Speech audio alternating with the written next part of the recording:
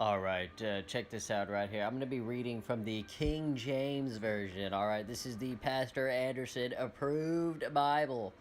So here we go. We're specifically gonna focus on verse 12 here. Ephesians.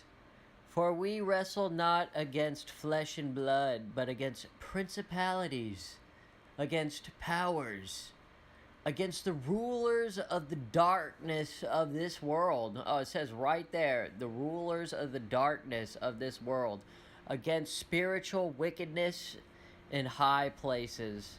Well, isn't that interesting? Spiritual wickedness in high places. What do we know about rulers of darkness in this world? You see, this verse is important because they're blatantly admitting that there's evil out there. There are these forces. There is a side. There is good and evil. You are waged in this constant struggle, this warfare of the spiritual and physical realms. Now, when we read this next part over here, when we read Revelations 9, you know what I really want? I want Pastor Anderson, I want to hear his thoughts on Revelations 9. Maybe next time he does the Pastor Anderson Uncensored, I'll call in and ask him about Revelations 9, because I'm about to do my little analysis after I read the verses here. And the fifth angel sounded, and I saw a star fall from heaven unto the earth, and to him was given the key of the bottomless pit. So where do you think the gates to this bottomless pit is? Because it does require a key to open. And he opened the bottomless pit, and there arose a smoke out of the pit, as the smoke of a great furnace. So I imagine this black smoke, this super black smoke, like in the Animatrix. And the sun and the air were darkened by reason of the smoke of the pit. So kind of like how they're doing the terraforming with the stratospheric aerosol injections right now. You know, they're terraforming the planet, darkening it, preparing it for whatever these demons are, or whatever these creatures are. Look at this. And there came out of the smoke locusts upon the earth, and unto them was given power, as the scorpions of the earth have power. What does that mean, as the scorpions of the earth have power? What kind of powers do scorpions have? Okay, so let's think about how incredible this is. Where do you think that this angel is standing? Where do you think the entrance to this pit is? I see some speculation that it's that door where you have to say the Garuda mantra. You know, they believe that you have to have a high power spirit. That would make sense, you know. Only an angel, someone with great spiritual powers, is able to unlock the seal and open the door. That's what the Indians believe, the Hindus. Trying to remember the name of that temple, but they opened all the doors and they took all the gold and everything, but they wouldn't open the seventh door in there. Because it's got, you know, it's a silver door and it's got these snakes on it. That's why it's the Garuda mantra that's supposed to be opening the seal. Unbelievable. Could that be where it would be standing, where the key from heaven drops and he opens that gate and a great smoke like a furnace pours out of there, black smoke, and then this next part is unbelievable, but let's continue on because it gets even more intense. Okay, this part is very important right here. And it was commanded them that they should not hurt the grass of the earth, neither any green thing, neither any tree, but only those men which have not the seal of God in their foreheads. Okay, so think about this. It's pretty much the antithesis of man. Remember, man was given dominion over the earth and everything, but these creatures, for some reason, only have dominion over man. Just think about that. They're manhunters. Unbelievable. Look at this. And to them it was given that they should not kill them, but that they should be tormented 5 months. And their torment was at the torment of a scorpion when he striketh a man. So, do you think that these kind of creatures that are going to go around stinging man, is it one sting? Is it two? How many stings is it? Unbelievable, it says right there. Unbelievable. And in those days shall men seek death, and shall not find it, and shall desire to die, and death shall flee from them. So what does that mean? They can't kill themselves. They're immortal. If they get stung by these creatures, they're forced to go through this torment, whatever this torment is, and they're unable to die from it. Can you believe this? Isn't this truly incredible? Let us think about the fact that he's receiving this very detailed description about the side effects of these creatures. How could he know the side effects of these creatures? Was he being showed what happens to people when they're stung by these creatures? Is that what God was showing? I forget who was being shown this. Unbelievable. Or is this just prophecy? Because it's Revelations. Unbelievable. And the shapes of the locusts were like unto horses prepared unto battle. Think about this.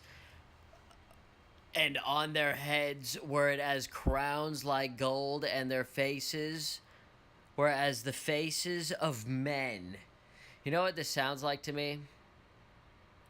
This sounds like the Hopi and the ant people. If we go look at what the ant people look like, it almost perfectly describes what the ant people are. It's pretty crazy. Don't worry, I'm going to show you what the ant people look like.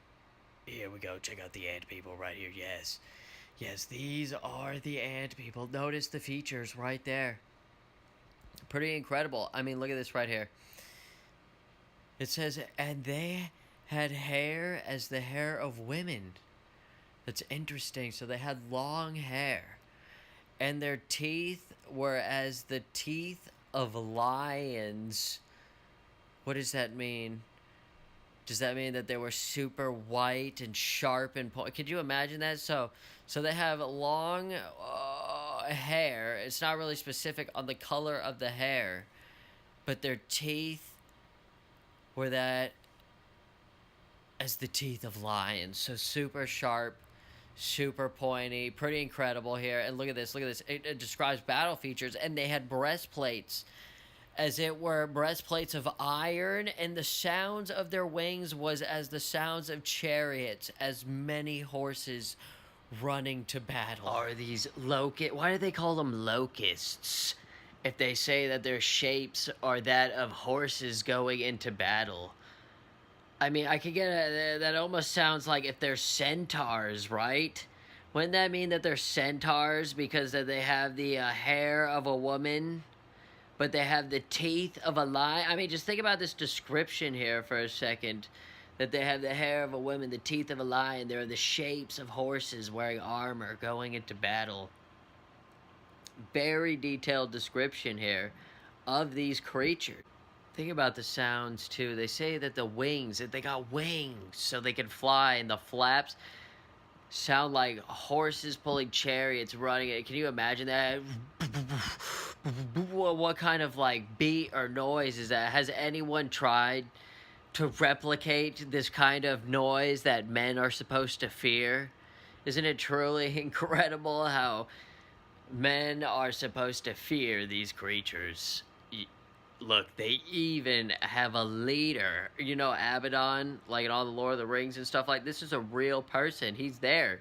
He's down there in the bottomless pit right now, waiting to be released by the angel of the Lord. Beyond incredible. Isn't it crazy how we have all these subterranean bases and everything? Could these people be trying to dig to the necropolis, whatever this dark kingdom, the kingdom of Cain, like I was saying? Unbelievable. Trying to get into contact, whatever this Abaddon leader is. Is this why they're trying to make the robots? Incredible. We also have to remember that these are massive creatures, and they had tails like unto scorpions, and there were stings in their tails, and their power was to hurt men 5 months. So they don't kill them, they hurt them for 5 months. And they had a king over them, which is the angel of the bottomless pit, whose name in the Hebrew tongue is Abaddon, but in the Greek tongue hath his name Apollyon.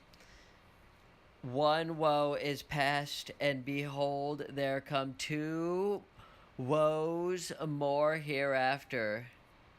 What does that mean? One woe is past, and behold, there come two woes more hereafter. Is that a reference to, is Apollyon a woe? Is a woe a type of creature or this type of spirit, this ancient entity that maybe these elites are trying to get into contact with? And the sixth angel sounded, and I heard a voice from the four horns of the golden altar, which is before God, saying to the sixth angel, which had the triumph, which the trumpet. Sorry, the recording block is in the way. Hold on a second. Saying to the sixth angel, which had the trumpet loose, the four angels which are bound in the great river Euphrates. So the Bible's blatantly telling us right here that there are four ancient old ones, right? There are four angels since how long their existence, and they're bound right now in the great rivers Euphrates, just waiting to be released by another angel of the Lord. I mean, this is all truly incredible right here. You can't make any of this up. Just like when those people are doing the ceremony. Hold on, watch this. All I'm saying is just think about these verses here in the Bible. Just think about everything that's going to happen. And then when you see videos like this that are talking about doing the same thing, like summoning the old ones, trying to get them on your side, these interdimensional beings, these I mean, just think about it. It blatantly tells you right there that there are rulers of darkness. There are things, just like how there are rulers of light on our side on many different levels, there are rulers of darkness on many different levels over on their side. And you better believe that these people believe heavily in all this occult mysticism, summoning interdimensional D-wave demons and all the above, with technological singularities, terraforming the earth with stratospheric aerosol injections, prematurely dimming the earth, darkening it, preparing it for whatever a master or entity that they're in communication with to try to prepare its arrival. I mean, it's truly incredible that we live in these times here. And if you've never seen this footage before, this footage should scare each and every one of you, because they believe it. They believe it. Why don't you believe it, right? You need to start believing it. If they believe in it, you need to start believing it, because if you don't start believing in it, we're all going to be suffering the consequences.